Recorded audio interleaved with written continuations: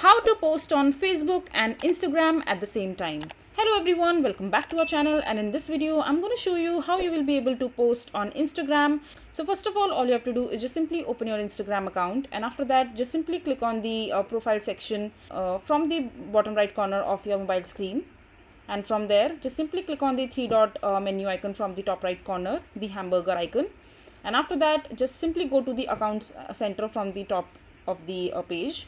You will be able to see the option called connected experiences, in which you can see the option called sharing across profiles. Just simply tap on it, and after that just simply click on add account.